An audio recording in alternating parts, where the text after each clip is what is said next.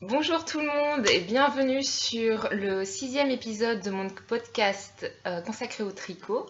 Je suis Mathilde et vous pouvez me retrouver sur les réseaux sociaux Ravelry et Instagram sous le pseudo Mbion.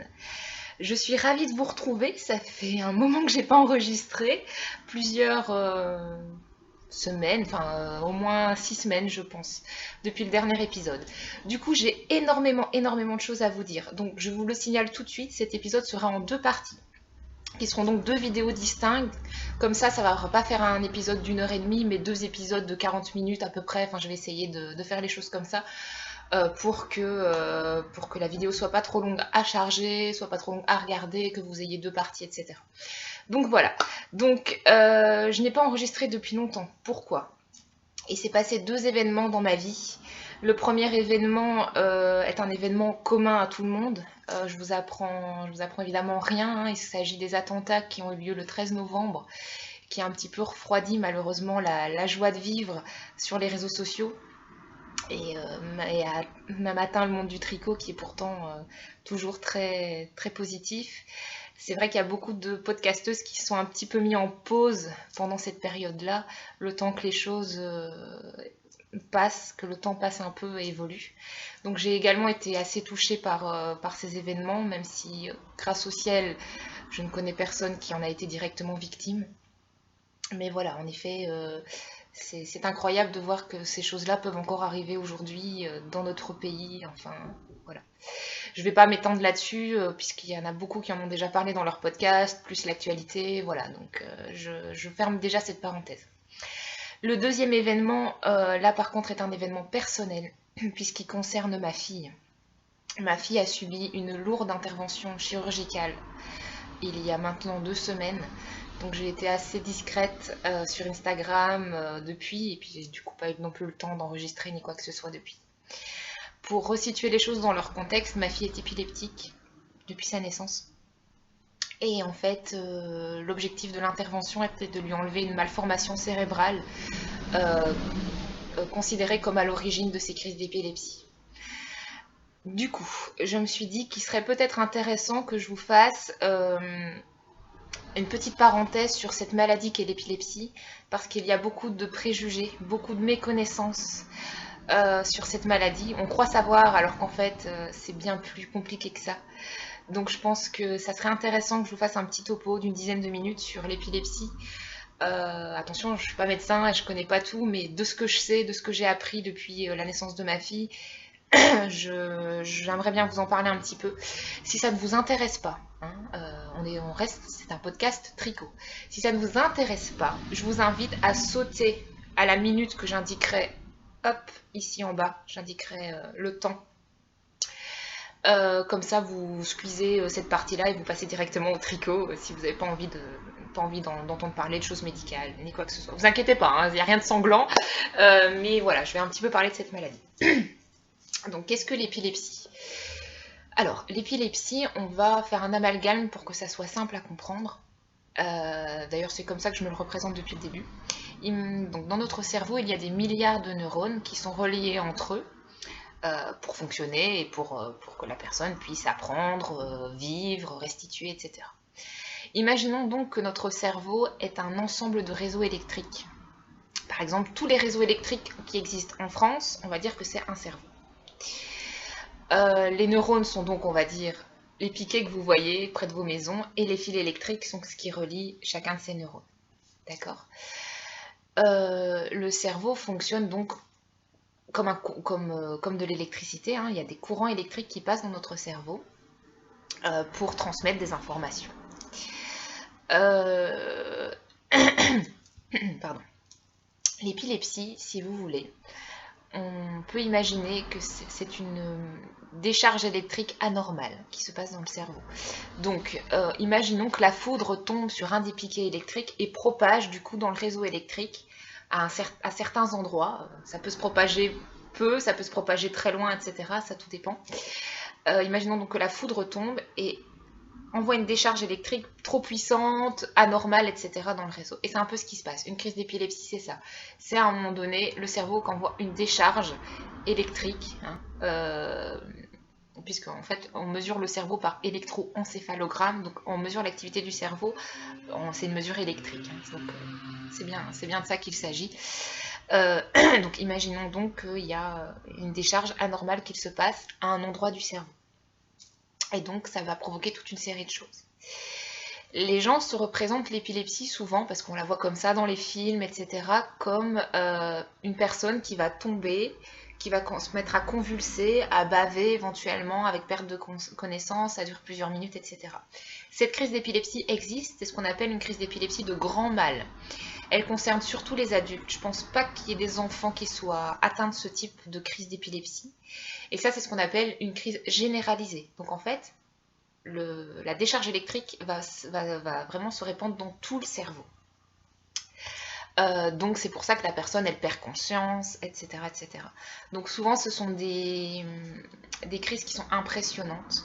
Surtout, il y a une idée reçue comme quoi la personne risque d'avaler sa langue. C'est médicalement impossible d'avaler sa langue. Donc n'allez surtout pas mettre quelque chose dans la bouche d'une personne si vous voyez quelqu'un faire ça. Enfin, si vous voyez une personne faire ça, n'allez surtout pas mettre quelque chose dans sa bouche. Pourquoi? Parce que vous risquez de lui casser les dents. Et surtout, si vous mettez vos doigts, plutôt, pour tenir sa langue, vous risquez qu'elle vous morde jusqu'à l'amputation. Et ça ne sera pas de sa faute, d'accord? Donc c'est dangereux et pour vous et pour la personne si vous introduisez quelque chose dans sa bouche. Donc voilà, ça c'est un conseil que je vous donne. Donc les crises d'épilepsie, normalement, elles s'arrêtent spontanément. Il arrive parfois qu'elles ne s'arrêtent pas spontanément. À partir du moment où elles durent plus de 5 minutes, il faut agir et il faut administrer un traitement d'urgence. Donc si la personne est épileptique et qu'elle le sait, elle a forcément son traitement d'urgence avec elle. Ça se présente, en général, c'est du Valium. Chez les adultes, je pense qu'il faut l'injecter. Chez les enfants, il faut l'injecter, mais dans l'anus, quoi, en intrarectal. Voilà, donc de toute façon, appelez les urgences. Et si c'est vraiment une crise qui dure très longtemps, il faut la stopper avec du Valium pour qu'il n'y ait pas de répercussions. Voilà. C'est un peu décousu, hein, je vous dis les choses comme elles me viennent. Donc l'épilepsie, c'est pas une maladie forcément grave. Le truc, c'est que souvent, elle est associée à plein de choses. Elle est associée, donc les personnes épileptiques, là, je crois que la moitié ou plus de la moitié des épileptiques le sont aussi parce qu'ils ont une autre maladie, un syndrome, des retards mentaux ou des choses comme ça. D'accord. Il y a d'autres types d'épilepsie qui sont isolés, c'est-à-dire que c'est une personne tout à fait normale, mais qui a des crises d'épilepsie de temps en temps, voilà, parce qu'elle a son système nerveux qui est fragile, elle est sensible, ça peut être à la lumière, ça peut être au bruit, ça peut être au stress, voilà, à plein de choses. Voilà. Mais voilà, c'est pour vous dire qu'il existe autant de malades épileptiques que d'épilepsies différentes. Chaque épilepsie est unique, vraiment. Donc, dire quand vous savez que quelqu'un est épileptique, ne pensez pas tout savoir de cette personne-là parce qu'elle aura une épilepsie très particulière, d'accord. Moi, le fait de fréquenter quand même le milieu hospitalier en neuropédiatrie, etc., j'ai déjà vu beaucoup de choses différentes, des enfants qui vont très bien, des enfants qui sont malades, des enfants qui ont des gros, très lourds handicaps, etc. Bon. Voilà pour ce que je pouvais dire pour l'épilepsie de manière générale. Donc, il existe des épilepsies généralisées, donc l'épilepsie de grand mal en est une.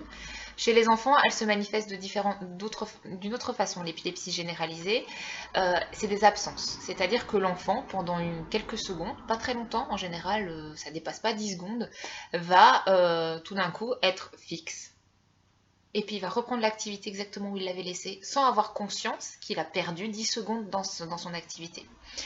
Donc ça, c'est ce qu'on appelle des absences épileptiques. Et elles sont assez fréquentes chez les enfants.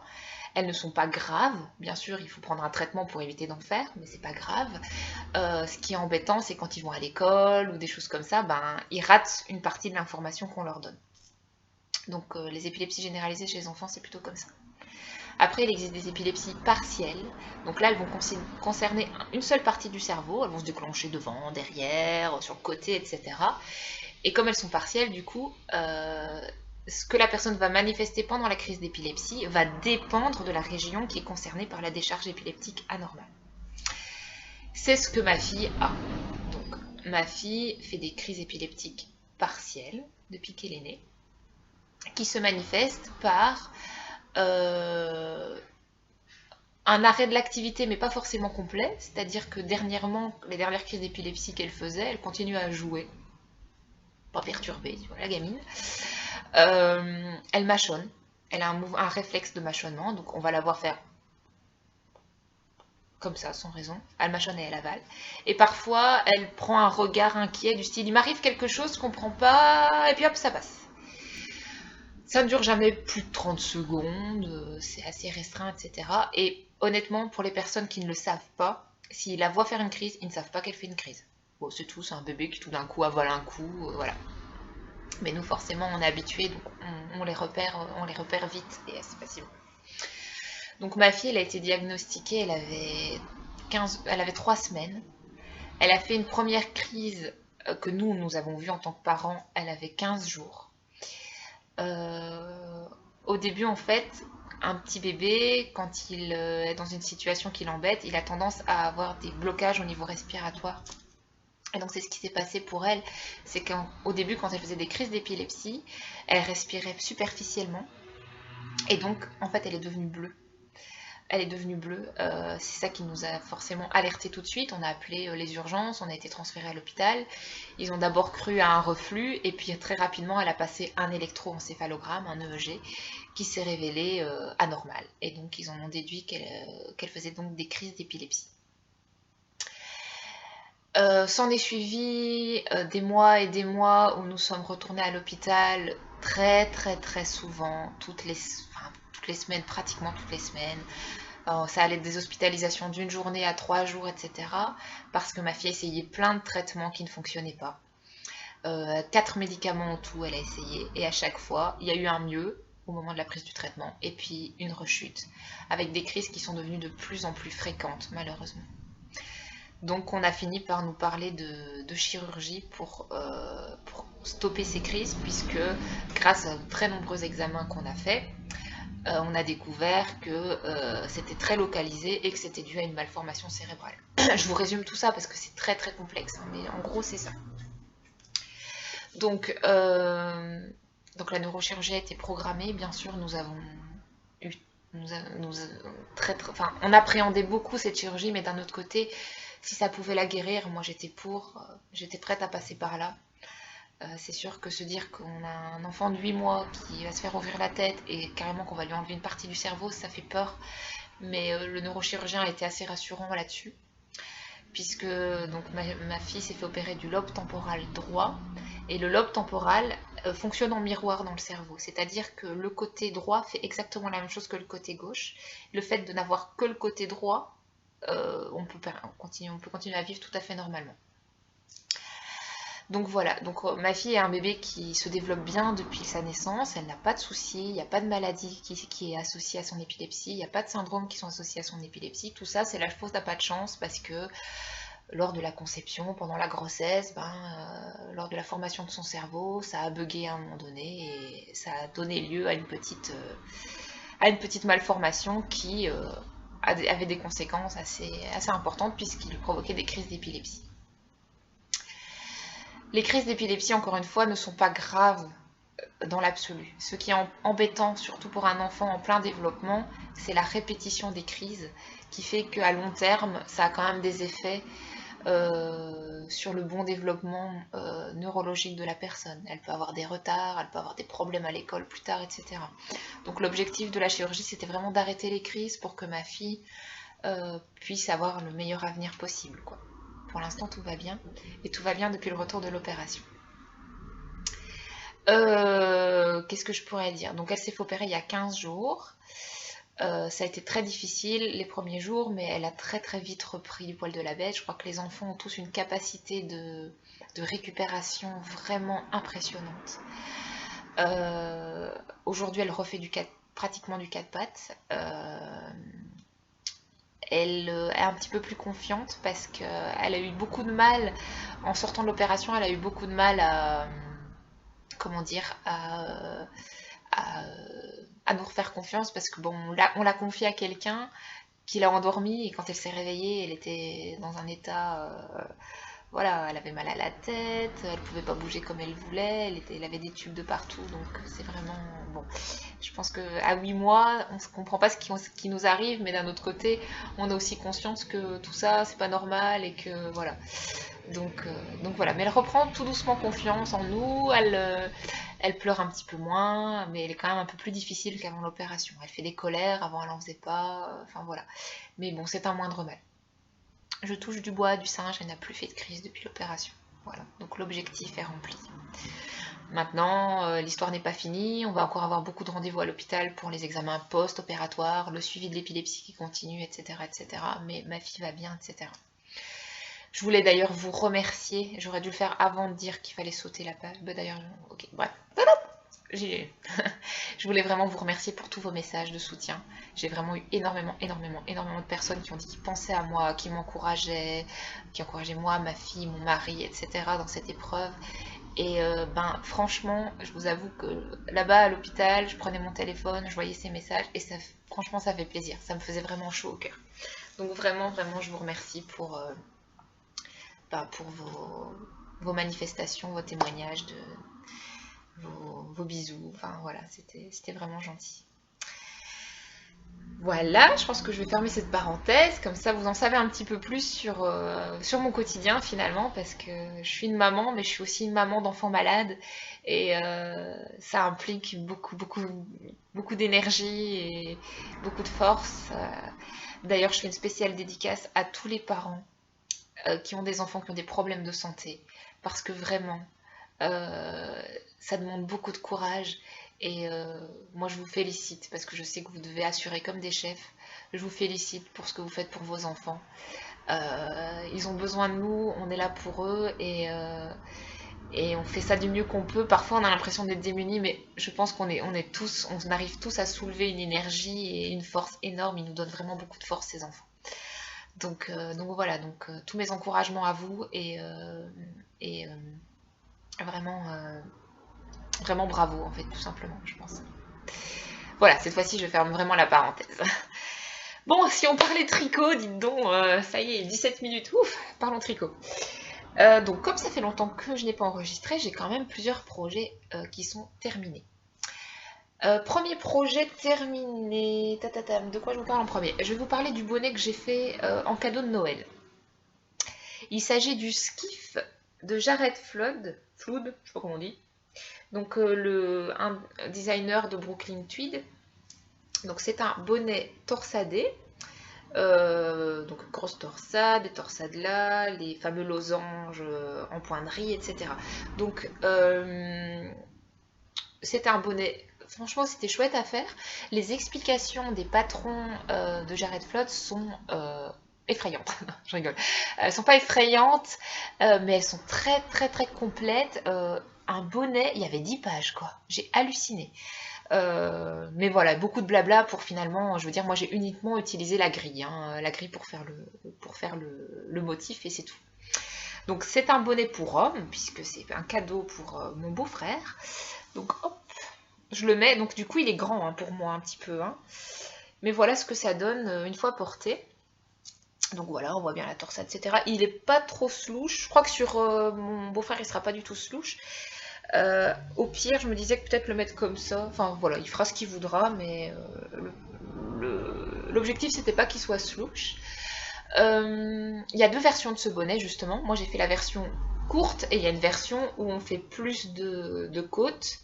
Et je pense qu'il est peut-être un petit peu plus grand au niveau du motif. Et là il est vraiment slouch. La laine que j'ai utilisée c'est de la Cascade Yarn 220 Super Wash coloris Camel, voilà. Donc pour moi franchement c'est un coloris de garçon, il n'y a rien à faire, je vous en avais déjà parlé dans un épisode précédent. C'est un marron garçon. Après s'il y a des filles qui aiment bien, il n'y a pas de souci, hein, mais enfin voilà. Bon, bonnet rapide à faire. Alors moi ce qui m'a permis de bien avancer rapidement dans ce bonnet, c'est que j'ai appris à faire des torsades sans aiguille auxiliaire. C'est un système où en fait on glisse les mailles, on tricote les suivantes et on reprend les mailles qu'on avait glissées en lâchant les deux mailles qu'on a tricotées. Donc il y a un petit suspense du ah là là, il faut pas que je perde mes mailles. Mais quand c'est des torsades à 2 mailles ou des torsades à 4 mailles, il n'y a pas de problème.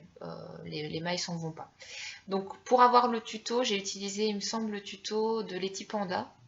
Alors je sais plus, je crois que j'ai utilisé le sien, mais il y a aussi un tuto chez Knit Spirit. Donc à vous de voir ce que vous préférez. Mais dans tous les cas, les tutos sont bien faits, vous expliquent comment on fait. Et le tout, c'est d'oser le faire. Et une fois qu'on a compris, c'est super. On va 2 fois plus vite, quoi. On n'a pas besoin de mettre les aiguilles, les mailles, pardon, sur l'aiguille à torsade, pardon, décidément. On n'a pas besoin de mettre les mailles sur une aiguille à torsade. Eh ben, je vous prie de croire qu'on gagne un temps fou, quoi. Donc voilà ce bonnet qui est quand même, le motif est quand même assez chouette, quoi. Moi j'aime bien. On peut rajouter un pompon, moi je ne l'ai pas rajouté. Et le dessus du coup il est comme ça. Donc ça fait un joli petit dessin qui revient. Voilà pour le premier projet fini. Le deuxième projet fini que vous voyez là, que je vais prendre. Oh il est loin. Hop, voilà. C'est le Corrigan. Enfin il est fini. Donc le Corrigan, le gilet que j'ai fait pour ma fille en taille 2 ans. Donc la dernière fois que je vous l'ai montré, je pense que j'avais seulement fait le motif. Je sais pas si... Ah non, j'avais fait une manche. Oui, ça y est, je me souviens, j'avais fait une manche. Donc ce gilet, il est joli. Maintenant, je le trouve large et pas très long. En fait, je pense que j'aurais voulu le faire plus long, mais j'avais tout simplement plus de laine et je me suis arrêtée là. Donc ma fille étant très grande pour son âge, elle le mettra pas tout de suite parce qu'en largeur ça passe pas, enfin, c'est trop grand. Par contre en longueur c'est déjà assez, c'est déjà suffisant. Donc je suis un petit peu coincée, donc je sais pas trop quand est-ce que je vais lui mettre. Je crois que je vais déjà lui essayer maintenant, si elle fait pas trop clown avec, je lui mettrai déjà à partir de maintenant. Donc j'ai trouvé ce projet extrêmement long à tricoter parce que j'ai choisi, c'est de ma faute, hein, j'ai choisi de le tricoter en aiguille 3. Et donc on pouvait le tricoter du 2,5 au 3,5 je crois. 2,5 c'était quand même abusé. Alors je sais plus. J'ai le patron qui est là. Est-ce que c'est écrit? Excusez-moi. Aiguille circulaire numéro 2,5 à 3,5 pour obtenir bon échantillon. Ouais, c'était du 2,5 au 3,5. Donc moi je l'ai tricoté en 3. Je pense que j'aurais dû le faire en 3,5 parce que bon, le motif a été long parce que c'est un motif. Mais alors la partie jersey ici, franchement, alors j'ai tricoté cette partie-là du coup quand j'étais à l'hôpital, quand ma fille faisait dodo, etc.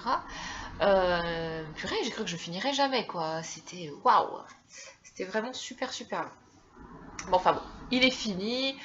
Un projet fini, ça fait toujours du bien. Donc du coup, pour l'instant, je tricote plus rien pour ma fille, donc il faudra que je trouve rapidement quoi faire. Je l'ai tricoté, je rappelle, en bébé mérino de Fonty. La couleur, je vous avoue que je ne sais plus. De toute façon, je vous l'indiquerai dans les commentaires. Et alors, les boutons que j'ai rajoutés, ce sont les fameux boutons en bois que j'ai achetés la dernière fois. Je vous en avais parlé sur bouton.com ou bouton.fr. Et donc, ce sont des boutons en bois où vous avez un motif. Alors, je vais essayer de vous montrer de plus près. Ouais, ça sature à mort. Si je fais ça. Oh là là. Hop. Ouais, voilà, on voit peut-être un petit peu le motif. Il y a des roses en fait, si vous voulez. Il y a des roses sur le bouton. Donc du coup, ça fait joli. Ça fait super joli. J'ai aussi appris à coudre des boutons parce que je suis quand même pas hyper douée en couture, voire catastrophique en couture. Donc j'ai suivi un tuto pour coudre des boutons de façon solide et je suis plutôt contente de moi. Maintenant, le seul truc, c'est que, je sais pas si vous voyez, ils sont pas tous, la ligne qui sépare les deux points qui permettent de coudre le bouton, elle n'est pas forcément à l'horizontale en fait. On s'en fiche, hein, c'est bon quoi. Donc voilà, hop, le dos peut-être. Le dos. Bon, franchement, je suis contente. Je trouve que c'est un beau gilet pour une petite fille. Je suis surtout contente de l'avoir terminé en fait, parce que je réfléchis, mais je crois que j'ai plus rien à vous dire sur ce projet. J'ai suivi le patron à la lettre, hein, j'ai rien changé de particulier, donc non, c'est fini. Je vais essayer de le remettre là. Voilà. Donc, un projet, deux projets, le troisième projet.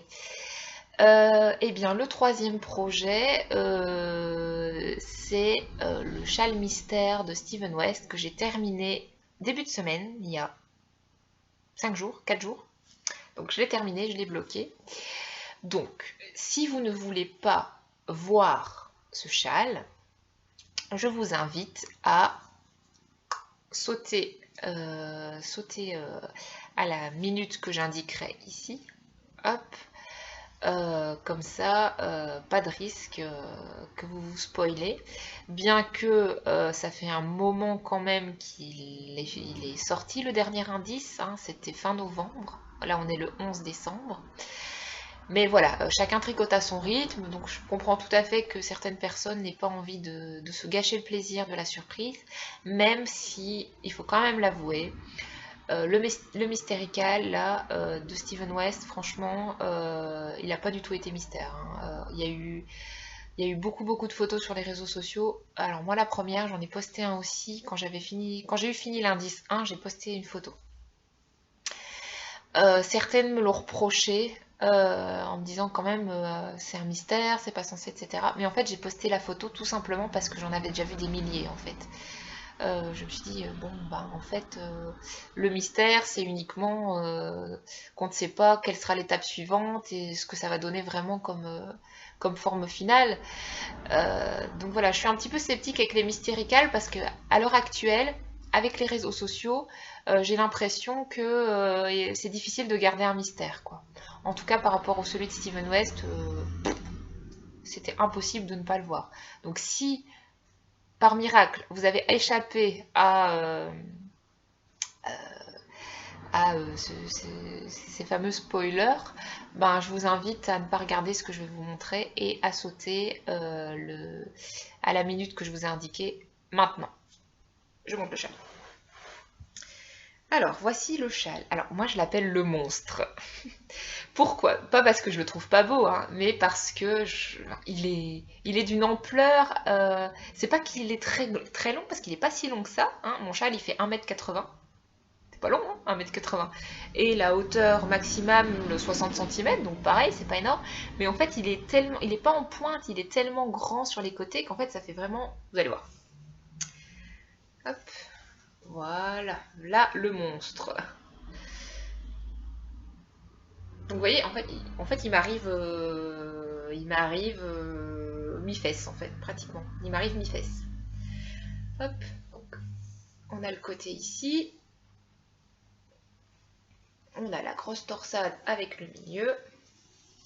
Et on a ici le début de l'aile de papillon qui était magnifique en son temps. Voilà.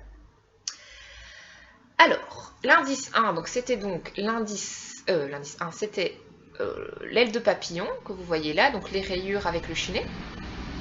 Franchement, c'était super joli. L'indice 2, c'est la torsade. Donc on recommençait à partir de là, me semble-t-il. Et on faisait la torsade. Hop.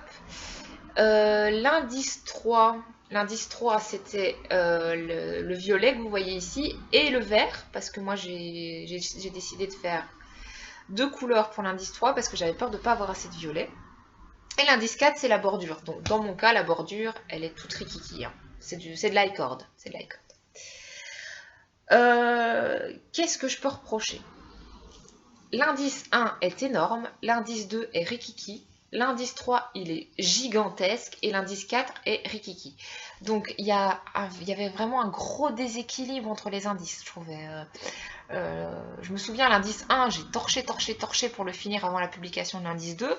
L'indice 2, le lendemain, j'avais fini, quoi. Je me suis dit, mais ok, c'est quoi ce délire, quoi.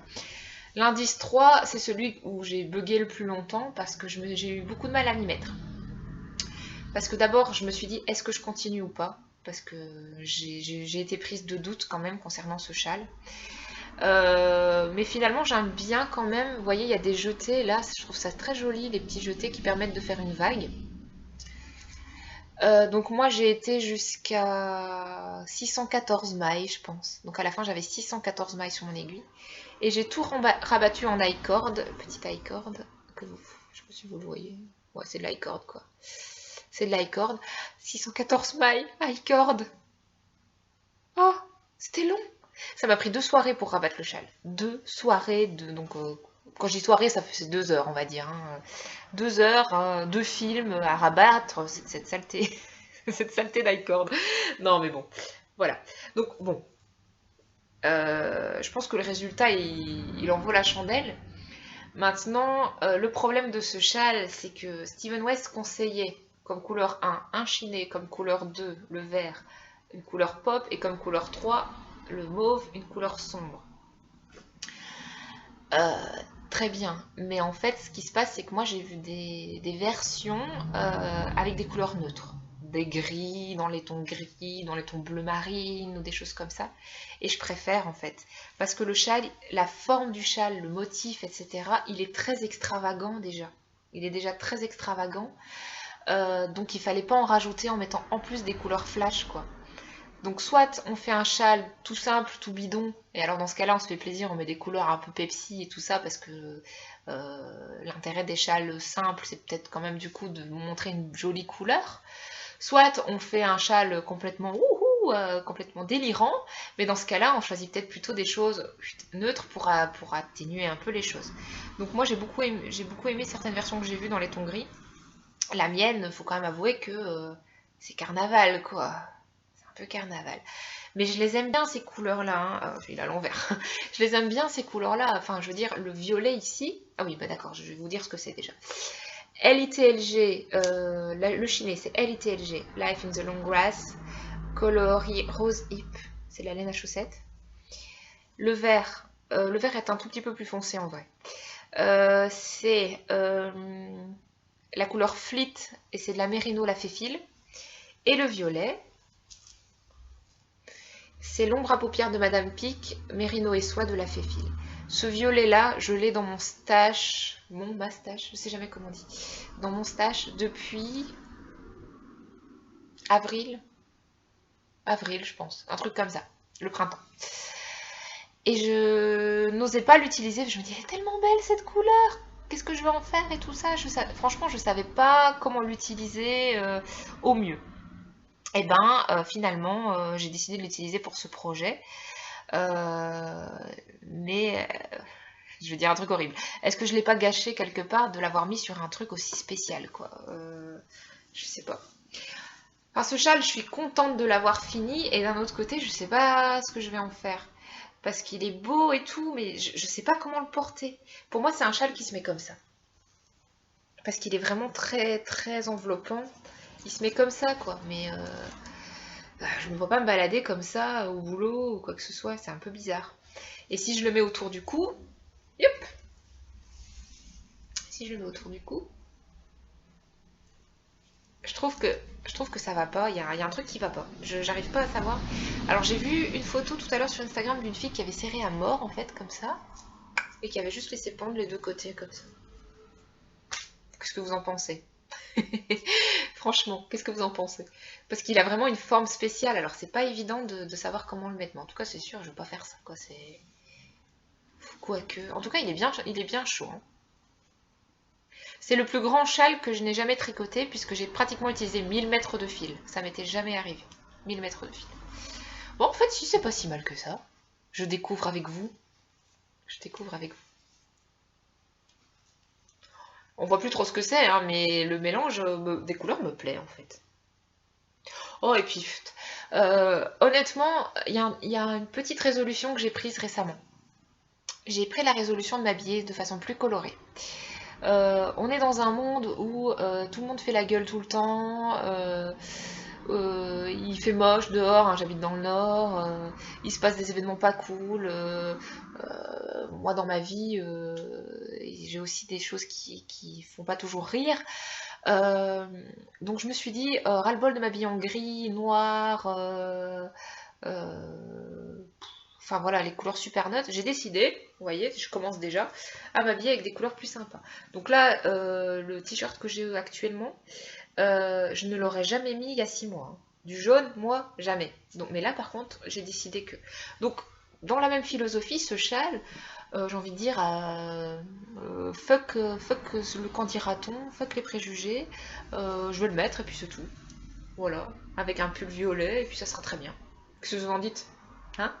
Ça me fait un peu penser à Macri qui disait, qui a un super projet d'ailleurs, n'hésitez pas à aller voir son podcast numéro 20, qui disait que bah voilà, la vie elle n'est pas toujours facile, mais que c'est important de garder le sourire, parce que quand on sourit, quand on décide qu'on non, la vie elle est belle, qu'on a décidé d'être heureux, et franchement elle est méritante aussi, Macri, puisque sa petite fille elle a eu aussi beaucoup de problèmes de santé. Euh, ben il faut sourire parce que ça c'est comme ça que c'est comme le fait de sourire rend heureux. C'est pas le fait d'être heureux qui nous fait sourire, c'est aussi le fait de sourire qui rend heureux.